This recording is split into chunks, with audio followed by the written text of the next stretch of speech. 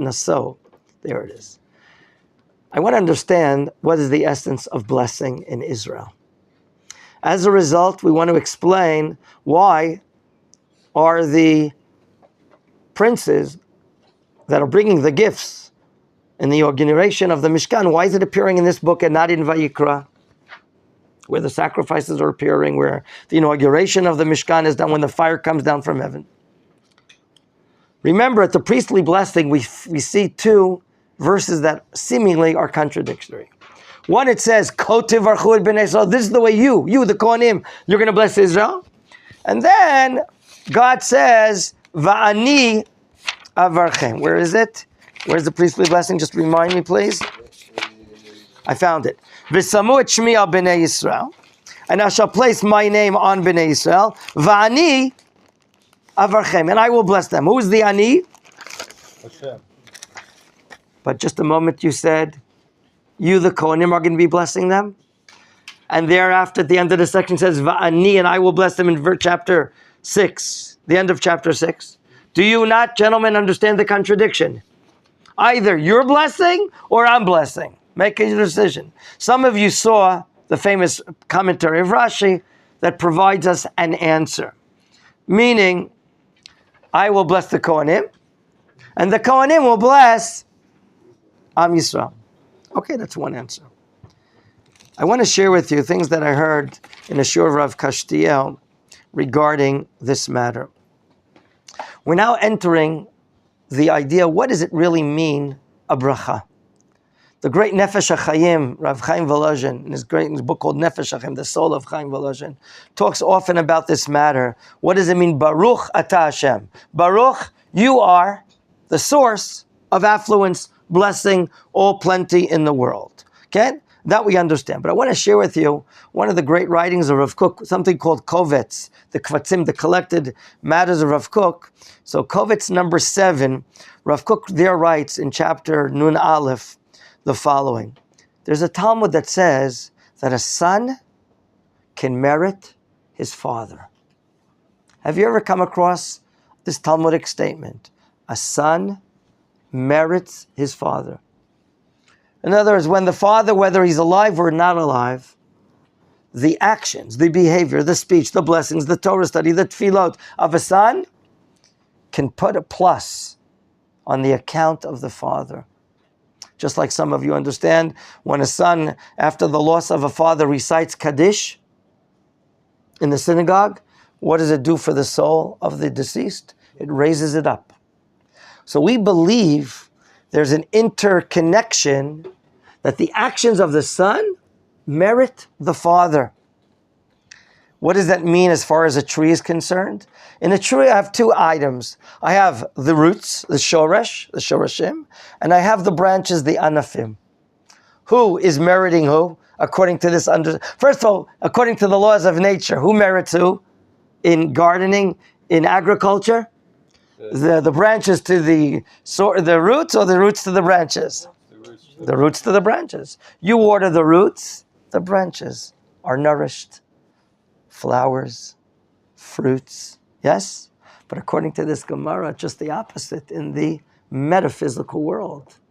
The children are meriting the parents. That means the branches are meriting the roots. Wow. Do you understand what's happening here? As long as we decide to do good, to keep the Torah, study it, to recite blessings, and bless Hashem, do you know what we're causing in the spring of all, the source of all goodness?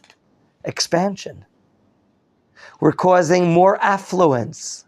In other words, it's as if in the spiritual world, as a result or in virtue of what we are doing, it's advancing the amount of blessing God is doing in the world. In other words, we're the ones that are causing to the shoresh, to the roots, the spring, more blessing.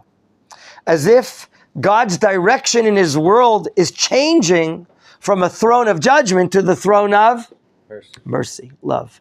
Remember, the word mercy means love. There's indeed a very deep understanding here. By our freedom, our decision to choose good, we, the branches, are bringing more blessing from the shoresh. It's a very, very important idea. So how do we understand the initial contradiction that we raised a few moments ago? On the one hand, it says, this is the way you're going to bless Bnei Yisrael. Kol tivarchu, this is the way you, the Kohanim, are going to bless Bnei Yisrael. And then it says, I'm going to place my name on Bnei Yisrael. Now I'm going to bless them. Look, either coffee or tea. You can't have both at the same time. Either Hashem is blessing Israel or the Kohanim are blessing Israel. But according to this understanding, according to this novelty, this study that we're explaining here, the Kohanim, by taking upon themselves the obligation to bless Israel, they're causing more blessing in the world from God. They are activating as if more blessing in the world. The more, so too we. Because a lot of our lives we're blessing God in prayer services, in eating, and we're blessing other fellow Jews and so on and so forth.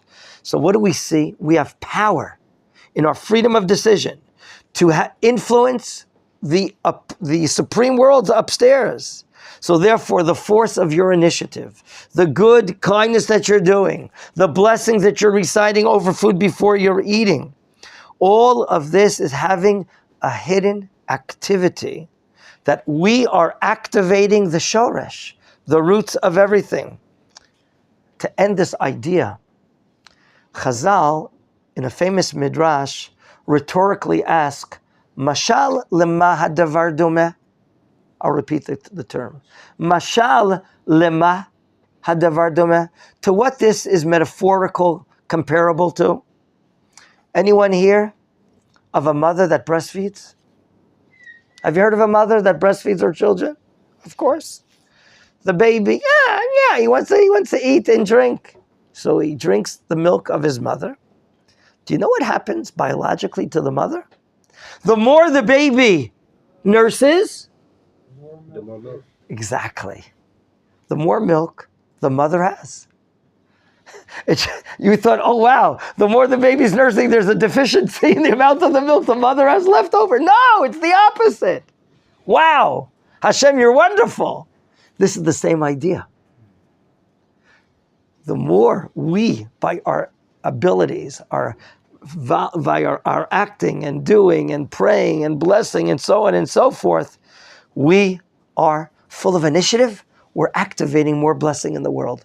Maybe this too will answer the question regarding the Nesiim, the princes. What is it doing here? It's like you said, the first day of the first month, which is the inauguration of the tabernacle, where we read about the fire coming down in Parshat Shmini in the book of Vayikra. Maybe this should have been written there. Answer. This is the volunteering of the princes. This is the goodwill of the Nesiim. This is the fruit of their initiative. Were they commanded to bring these gifts and offerings this day? No. All volunteering. All volunteering.